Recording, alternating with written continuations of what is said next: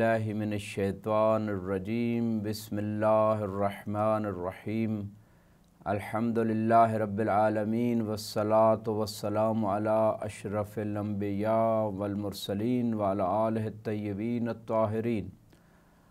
अम्मा बअदु फ़क़द क़ाल अल्लाहु सुब्हानहु व तआला फ़ी किताबिहिल मजीद बिस्मिल्लाहिर्रहमानिर्रहीम या अय्युहल्लज़ीना आमनू क़ू अनफुसकुम व अहलीकुम नारा सदक़ल्लाहुल अलीयुल अज़ीम। सूरह तहरीम की 6 नंबर आया मुबारका में अल्लाह रब्बुल इज़्ज़त इरशाद फरमा रहा है कि ए ईमान वालों, अपने आप को और अपने ख़ानदान वालों को जहन्नम की आग से बचाओ। वक़ूदुहन्नास वल हिजारतो, जिस जहन्नम का ईंधन इंसान भी हैं और पत्थर भी हैं।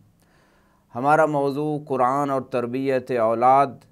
चूँकि इस दौर में ख़ुसूसन औलाद की तरबियत, चूँकि मीडिया का दौर है, हर तरफ से शैतानी ताकतें अपने पंजे गाड़े हुई हैं और वालिदैन की ज़िम्मेदारी मज़ीद बढ़ जाती है। लिहाजा औलाद की तरबियत, जिसकी इम्पॉर्टेंस, जिसकी अहमियत कुरान ने भी हमें बताई है और मासूम के फरमान ने भी बताई है। लेकिन हम कुरान के जंबे से इस क्लिप के अंदर ये बताना चाहते हैं कि कुरान मुबारक में कौन कौन सी बातें तरबियत औलाद के हवाले से की गई। सबसे पहली बात जो उमूमी है पूरी इंसानियत के लिए, ख़ुसूसन ख़ानदान के लिए, और ख़ानदान के अंदर औलाद जो है वो एक मरकज़ी हैसियत रखती है।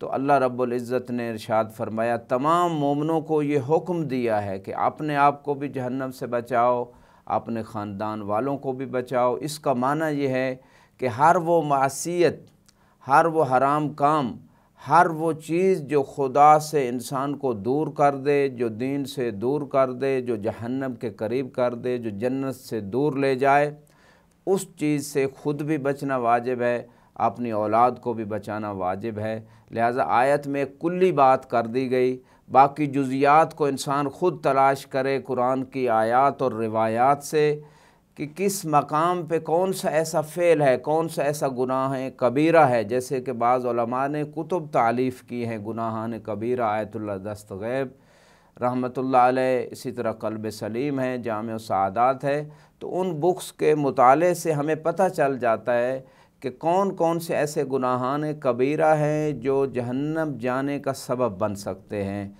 लिहाजा पूरी तफसील हमें वहाँ मालूम करनी है और उन तमाम उमूर से अपने आप को भी बचाना है और अपनी औलाद को भी, ताकि जहन्नम की आग से हम बच सकें। दूसरी आयत में सूरह लुक़मान के अंदर जनाब लुक़मान की जो कीमती तरीन वसीयतें थी अपनी औलाद के लिए, ख़ुसूसन अपने बेटे को, उन वसीयतों को, नसीहतों को अल्लाह ने इतना पसंद किया है कि उसको एज़ ए कानून, एज़ ए रूल बना के कुरान के अंदर आइंदा नस्लों के लिए उसको हिदायत का एक सरचश्मा बना दिया।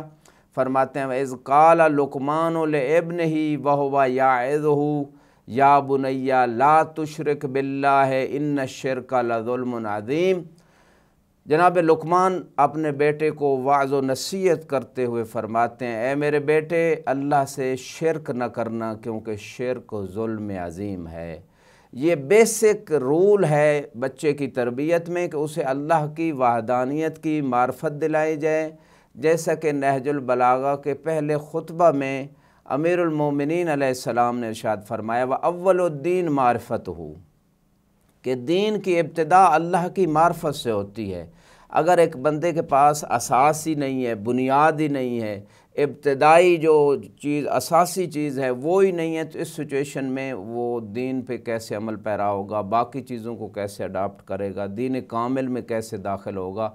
लिहाजा जो असासी चीज़ थी वो पहली नसीहत अपनी औलाद को यही करना चाहिए, जैसे जनाब लुक़मान ने की कि कभी अल्लाह के साथ शरीक करार न देना, क्योंकि ये बहुत बड़ा जुल्म इसको करार दिया गया। जितनी बड़ी मज़लूम शख्सियत होगी, जुल्म उतना बड़ा होगा। अल्लाह से बढ़कर कोई अजीम शख्सियत कोई नहीं कायनात में। लिहाजा खुदा के साथ शरीक करार देना ये इसीलिए बहुत बड़ा जुल्म है। और दूसरे मकाम पे अल्लाह रब्बुल इज़्ज़त इरशाद फरमाता है, इन्नल्लाह ला यग़फ़िरु अन युशरक बिही व यग़फ़िरु दून ज़ालिक लिमन यशा, कि खुदा शिर्क को माफ़ नहीं करेगा। مگر اس کے علاوہ جس کے لیے چاہے گا معاف کر دے گا۔ لہذا شرک وہ اساسی چیز ہے، اس سے اپنی اولاد کو بچایا جائے۔ شرک کی بہت ساری اقسام ہیں، اب اس تفصیل میں یہاں چونکہ وقت میں اتنے گنجائش نہیں ہے، میں اشارہ کر دیتا ہوں۔ ایک شرک فی ذات ہے، اس سے بچنا چاہیے۔ پھر شرک فی صفات ہے، جیسے خدا کے خالق ہونا، رازق ہونا، حی، علم، قدرت، یہ خدا کی ذاتی صفات ہیں، ان میں سے بعض فعلی صفات ہیں۔ لہٰذا وہ صفات جس معنی میں خدا کے لیے کسی اور کے لیے قرار دینا، یہ شرک فی صفات ہے۔ اور شرک فی الطاعت، جو سب سے مشکل ترین مرحلہ ہے انسان کے لیے، کہ انسان بعض اوقات نفس امارہ کی پوجا میں چلا جاتا ہے، غیر خدا جس کی اطاعت کا حکم نہیں ہے اس کی اطاعت میں چلا جاتا ہے، خدا کے احکام کو ٹھکرا دیتا ہے، خدا کی اطاعت سے نکل جاتا ہے۔ یہ بھی ایک شرک کی قسم ہے، اور یہ 24 گھنٹے کے اعمال میں انسان کے سامنے یہ چیز آتی ہے، لہٰذا اس سے بھی بچنا چاہیے۔ تمام اقسام جو شرک کی ہیں۔ اس کے بعد جناب لقمان علیہ السلام کی جو وصیت ہے اپنے بیٹے کو، یا بنی اقم الصلاۃ وامر بالمعروف وانہا عن المنکر واصبر علی ما اصابک۔ 4 باتیں جناب لقمان نے کی ہیں اپنے بیٹے کو، اور یہ وصیت تمام لوگوں کے لیے، وہ بھی اپنی اولاد کو کریں کہ سب سے پہلی وصیت جو ہے وہ عقیدے کے بعد جو انہوں نے عمل کی دعوت دی کہ نماز قائم کرو۔ دوسری بات یہ کی کہ نیکی کا حکم دو، برائی سے روکو، اور جو بھی تمہیں کوئی مصیبت پیش آئے اس پہ صبر کرو۔ یہ 4 اساسی چیزیں ہیں دین کے اندر عقیدے کے بعد۔ اگر ان 4 چیزوں کو انسان اپنا لیتا ہے تو دنیا و آخرت کی کامیابیوں کے دروازے انسان پہ کھلتے ہیں۔ بالغ ہونے سے پہلے اپنے بچوں کو یہ چیزیں سمجھا دی جائیں، سکھا دی جائیں، یہ ان کا حق بھی ہے اور والدین کے اوپر واجب بھی ہے۔ جیسے سورہ عصر نے کہا، وَالْعَصْرِ إِنَّ الْإِنسَانَ لَفِي خُسْرٍ إِلَّا الَّذِينَ آمَنُوا وَعَمِلُوا الصَّالِحَاتِ وَتَوَاصَوْا بِالْحَقِّ وَتَوَاصَوْا بِالصَّبْرِ۔ خسارہ اخروی سے بچنے کے لیے، بلکہ دنیا کے خسارے سے بھی بچنے کے لیے، پہلی چیز ایمان ہے، دوسری چیز عمل صالح ہے، تیسری چیز ایک دوسرے کو حق کی وصیت، اور چوتھی صبر کی وصیت ہے۔ یہ 4 چیزوں کو اڈاپٹ کرنے سے انسان لاس سے بچ سکتا ہے، ورنہ جتنا وہ ان چیزوں میں کمزور ہوگا یا چھوڑے گا اتنا ہی اس کا خسارہ بڑھتا چلا جائے گا۔ اس کے بعد ایک اور وصیت جو اپنے بیٹے کو جناب لقمان علیہ السلام ارشاد فرماتے ہیں، وَلَا تَمْشِ فِي الْأَرْضِ مَرَحًا ان اللہ لا يحب کل مختال فخور۔ اے میرے بیٹے، زمین پہ اکڑ کر نہ چلنا، کیونکہ بعض اوقات انسان کے پاس اگر چند نعمتیں جو خدا کی طرف سے حاصل ہو جائیں تو انسان تکبر میں آ جاتا ہے، اور پھر وہ اکڑ کر چلنے لگ جاتا ہے۔ اس سے منع کیا تکبر نہ کرنا، کیونکہ خدا تکبر کرنے والے، فخر کرنے والے کو پسند نہیں کرتا۔ یہ بھی ایک اخلاقی نصیحت تھی جناب لقمان علیہ السلام کی۔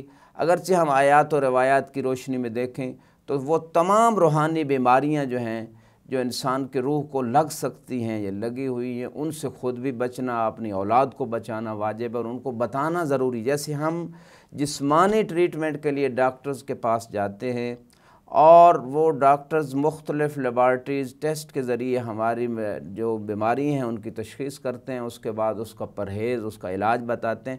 اسی طرح جو روحانی بیماریاں ہیں یا اجتماعی بیماریاں ہیں، جو اخلاقی بیماریاں، ان کا بھی علاج اور پرہیز قرآن اور فرمان معصوم کے اندر موجود ہے۔ علماء سے ان چیزوں کو سمجھنا چاہیے، اور اپنی اولاد کو بھی بالغ ہونے سے پہلے سمجھا دی جائیں تاکہ وہ گناہ کے مرتکب نہ ہوں۔ اس کے بعد جو ہے ایک وصیت اسی قرآن سورہ لقمان کے اندر جناب لقمان اپنے بیٹے کو ارشاد فرماتے ہیں، وَاقْصِدْ فِي مَشْيِكَ وَاغْضُضْ فِي صَوْتِكَ إِنَّ أَنْكَرَ الْأَصْوَاتِ لَصَوْتُ الْحَمِيرِ، کہ جب تم چلنے لگو نہ تیز دوڑو نہ بہت آہستہ چلو، درمیانی چال چلو۔ چلنے کا طریقہ بھی قرآن نے بتایا ہے، اس سے بڑھ کر اور رحمت پروردگار کیا ہو سکتی ہے۔ اور اپنی آواز کو دھیما رکھو، بہت بلند بھی نہ آواز ہو جائے، کیونکہ جو بلند ترین آوازیں بعض اوقات، جیسے کہ قرآن نے کہا کہ سب سے بری آواز وہ گدھے کی آواز ہے، لہٰذا بولتے ہوئے بھی خیال رکھا جائے۔ دیکھیں اسلام نے 1400 سال پہلے ایسے رولز بتا دیے، آج میڈیا میں لوگ کالز کرتے ہیں، بہت زیادہ گفتگو بڑھ گئی ہے، تو گفتگو کرنے کا بعض اوقات طریقہ یہ ہوتا ہے کہ چاہے اپنے روم کے اندر ہوں، گھر کے اندر ہوں، آفس میں ہوں، کہیں بھی ہوں، اگر اونچی آواز سے سب لوگ بولنے لگیں تو ایک زندگی میں ڈسٹربنس کی کیفیت پیدا ہو جائے گی۔ لہٰذا بولنے کا طریقہ بھی اسلام نے بتایا ہے۔ خدا ہم سب کو توفیق دے۔ وآخر دعوانا ان الحمد للہ رب العالمین۔